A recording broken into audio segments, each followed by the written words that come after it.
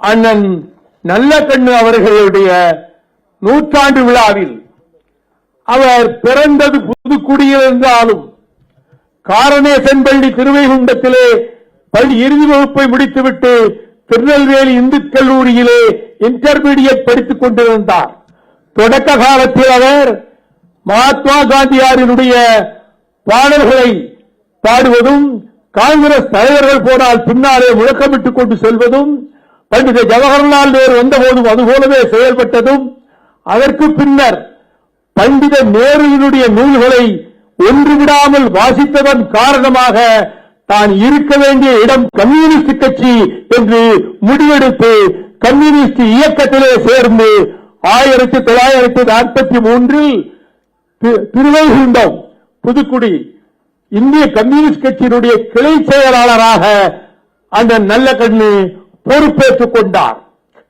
அதன் பிறகு போராட்ட களங்களுக்கு செல்கிற காலத்தில் வீட்டில் முழுமையாக அரசியலுக்கு விட அவர்களுக்கு விருப்பமில்லை என்றாலும் அவர் தன் விருப்பத்தை நிறைவேற்றிக் கொள்ளுகின்ற அனுமதியை பெற்று சென்னையிலே வந்து ஜனசக்தி பத்திரிகையிலே 3 மாத காலம் பணியாற்றிவிட்டு நகர வாழ்க்கை பிடிக்காத காரணத்தால் மீண்டும் புதுக்குடிக்கே சென்று அங்கே கட்சிப்பணிகளை செய்ததன் விளைவாக நெல்லை மாவட்ட இந்திய கம்யூனிஸ்ட் கட்சியினுடைய மாவட்ட செயலாளராக அருமையான பணிகளை புரிந்தார். அவர் இப்படி போராடிக் கொண்டிருக்கிற காலத்தில் தான் 1925 டிசம்பர் 26 வரலாற்றை திகைக்க வைக்கின்ற நாள். அன்றுதான் கம்யூனிஸ்ட் கட்சியும் பிறந்தது, அன்றுதான் அண்ணன் நல்லகண்ணுவும் பிறந்தார், அன்றுதான் இந்துத்துவவாதிகளும் சனாதனிகளும் சேர்ந்து அவர்கள் வடநாட்டிலே அதே தினத்தில் அவர்கள் இந்த RSS கூட்டம் இந்துத்துவ கட்சியை அவர்கள் தொடங்கினார்கள். ஒரே காலகட்டத்தில் இந்துத்துவ தத்துவமும் பொதுவுடைமை தத்துவமும் வேறு வேறு இடங்களிலே கிளர்ந்து எழுந்தாலும் அந்த இந்துத்துவ சக்திகளை வீழ்த்துகின்ற வீரனாக அண்ணன் நல்லகண்ணு அவர்கள் திகழ்ந்தார்கள். 1933 மீரட் சதி வழக்கு நடைபெற்றது. 33 பேர் குற்றவாளிகள் எனப்பட்டனர். ஒருவர் விடைபெற்றுக் கொண்டு நான் இருந்து விலகிக் கொள்கிறேன் என்று போய்விட்டார். 3 பேர் இறந்து போனார்கள். ஆக மிச்சம் இருக்கக்கூடிய 27 பேருக்கு வழக்கு நடந்து அவர்களுக்கு தண்டனை விதிக்கப்பட்டது. அப்பொழுது தந்தை பெரியார் அவர்கள் குடியரசு இதழில் எழுதினார், 27 பேரை சந்தித்தாலும் சரி, 27,000 பேரை சந்தித்தாலும் சரி, 27 லட்சம் பேரை சந்தித்தாலும் சரி, இந்த இயக்கத்தை அழித்து விடலாம் என்று யாராவது நினைத்தால் கொழுந்து விட்டு எரிகின்ற நெருப்பிலே நெய் வார்த்து அணைப்பதற்கு சமமாகிவிடும். இப்படிப்பட்ட தோழர்கள் வீரர்கள் இருக்கும் போது நமக்கு அந்த பேரு நம் தோழர்களுக்கு கிடைக்கவில்லையே என்ற ஆயங்கமும் எனக்கு எழுகிறது என்று சொன்னதோடு மட்டுமல்ல, பகத்சிங் ஏன் நாத்திகன் ஆனான் என்ற அந்த நூலுக்கும் பெரியாருடைய அமைப்புத்தான் அதை தமிழ்படுத்தி மக்களுக்கு வழங்கியது. அப்படிப்பட்ட தியாக வரலாறு கொண்டிருக்கக்கூடிய அண்ணன் நல்லகண்ணு அவர்கள் 48 இந்திய கம்யூனிஸ்ட் கட்சி தடை செய்யப்பட்டது.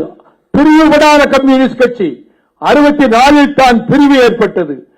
அங்கே பிரிவுபடாத அந்த கம்யூனிஸ்ட் கட்சிக்கு தடை விதிக்கப்பட்ட பின்னர் அண்ணன் நல்லகண்ணு அவர்கள் தலைமறைவு வாழ்க்கை 2 ஆண்டு காலம் வாழ்ந்தார்கள். இவரை தேடி தேடி போலீசார் அழுத்து போனார்கள்.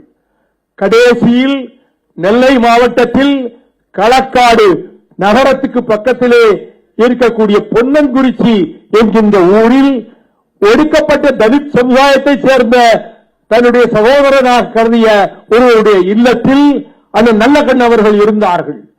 காவல்துறைக்கு எப்படியோ இந்த தகவல் தெரிந்து அந்த வீட்டை சுற்றி வளைத்துக் கொண்டார்கள். அங்கே இருந்தவர்களையெல்லாம் அடித்து மலையிலே இருந்து உருட்டி விட்டார்கள். தெற்குச்சீவை வீசை என்றாலே அது சற்று பார்ப்பதற்கே ஒரு ஆயுதம் போல இருக்கும். இங்கே ஒரு மறு இருக்கிறது, அதையும் மறைத்துக் கொள்ள வேண்டும் என்று கருதித்தாரோ என்னமோ. அவர் தாடியும் மீசையும் வைத்திருந்தார். மீசை வளைந்து அறிவாளை போல இருந்தது. இவரை அடித்தார்கள், உதைத்தார்கள், காலில் போட்டு மிதித்தார்கள். பாரா, அந்த மலை உச்சியில் இருந்தால் உன்னோடு சேர்ந்தவர்களை எல்லாம் உருட்டி விட்டிருக்கிறோம், இப்பொழுது உன்னையும் உருட்டிவிடப் போகிறோம். அதற்கு முன்பு உனக்கெதுக்கு இந்த வீரமிக்க மீசை என்று சொல்லி அந்த மீசையிலே நெருப்பு வைத்தார்கள். அதிலும் முழுவதும் கருகாத காரணத்தால் ஒவ்வொரு முடியாக பிடுங்கினார்கள். வலியால் துடித்த போதும் அவர்கள் கேட்ட எந்த கேள்விக்கும் அந்த நல்ல கண்ணவர்கள் பதில் சொல்லவில்லை. அப்படிப்பட்ட தியாக வாழ்வு வாழ்ந்தவர்கள் கடைசியில் அந்த 109 பேர் நெல்லை சதிவிலக்கு போடப்பட்டது. ஆயுதங்கள், வெடிகுண்டுகள் தயாரிப்பது, மத்திய மாநில அரசுகளை கவிழ்ப்பதற்கான படையை உருவாக்குவது போன்ற காரியங்களிலே இந்த கம்யூனிஸ்டுகள் ஈடுபட்டார்கள் என்று இவர்கள் மீது நெல்லை சதிவிலக்கு போடப்பட்டது. அந்த சதிவிலக்கிலே 109 பேர் கைது செய்யப்பட்டார்கள். 42 பேர் குற்றவாளிகள் அல்ல என்று விடுவிக்கப்பட்டார்கள். மீதம் இருக்கக்கூடிய 67 பேருக்கும் வழக்கு நடந்தது. அவர்களுக்கு ஆயுள் தண்டனை விதிக்கப்பட்டது. அவர்கள் மதுரை சிறையிலே கொண்டு வந்த அந்த நல்லகண்ணவர்களுடன் அடைக்கப்பட்டார்கள். அப்படி சிறைச்சாலைகளிலே இருக்கிற போது கம்யூனிஸ்டுகளுக்கு தூக்கு தண்டனை கிடைத்தவர்களுக்கு தூக்கு நிறைவேற்றப்படும். அப்படி பலர் தூக்கிலே தொங்கவிடப்பட்டதை அந்த நல்லகண்ணவர்கள் பார்த்திருக்கிறார்கள். அவர்கள் ஒருமுறை சிறையில் இருக்கிற போது கம்யூனிஸ்ட் தோழர் வீராதி வீரன் அப்பு என்பவருக்கு தூக்கு தண்டனை. காலை 4 மணிக்கு தூக்கு மேடைக்கு அழைத்து செல்கிறார்கள். அழைத்து செல்லுகிற போது அவர் செங்கொடி வாழ்க, கம்யூனிசம் வாழ்க, இன்குலாப் ஜிந்தாபாத் என்று முழக்கம் எழுப்பிக் கொண்டு போன போது தங்கள் அறைகளிலே இருந்த நல்லகண்ணு உள்ளிட்டோர் அதே முழக்கங்களை அந்த சிறை அதிர இவர்களும் எழுப்பினார்கள். இப்படிப்பட்ட தியாக வாழ்விலே வந்த அண்ணன் நல்லகண்ணு அவர்கள்தான் சுயமரியாதை, சமூக நீதி, பொது உடைமை இந்த கருத்துக்களை பாதுகாக்கின்றவரை நான் ஓயமாட்டேன், மீண்டும் பிறந்தால் நான் வெடிகுண்டு வீசுவேன் என்று பகத்சிங் வீர கர்ஜனை புரிந்ததை அவர் மேடைகளிலே எடுத்துச் சொன்னார்.